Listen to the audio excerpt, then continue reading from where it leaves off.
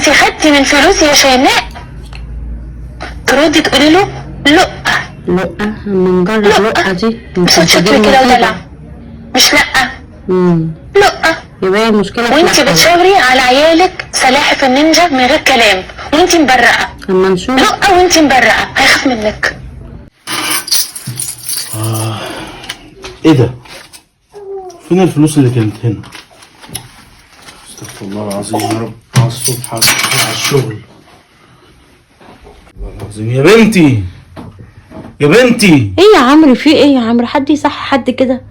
عمل لك ايه يعني؟ في فلوس كانت في المحفظه انت خدتيها؟ لقة. ايه يما؟ لقة؟ ايه لقة دي؟ لقة. قومي لي كده بس، بلا لقة بلا مش لقة، لقة اما تلقي. ايه الفلوس فين اللي في المحفظه؟ عايز اروح شغل يا بنتي متاخر. معرفش يا عمرو في ايه. يعني ايه معرفش؟ يعني في حراميه صحيت بيخشوا؟ العيال يا عمرو. انا مالي؟ انا بقول محفظتي كان فيها فلوس، دلوقتي ما فيهاش فلوس. فينها؟ معرفش، روح دور عليها.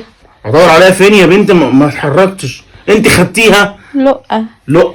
إيه؟ انت في حاجه في مخك يا بنتي؟ لقة دي لقة ايه؟ اللقة الفلوس يا ام لقة. في ايه يا عم؟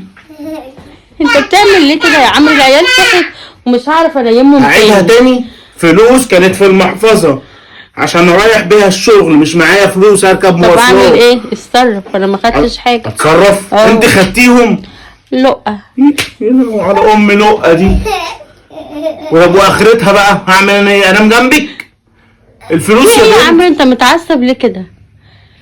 عايز الفلوس اللي كانت في المحفظة، مش معايا فلوس اركب مواصلات عشان اروح الشغل. هي ياسمين قالت اما يسألك قولوا له لقة. ياسمين ده اللي هتخرب بيوتنا. لقيت ايه يعني بالله عليك على الصبح كده؟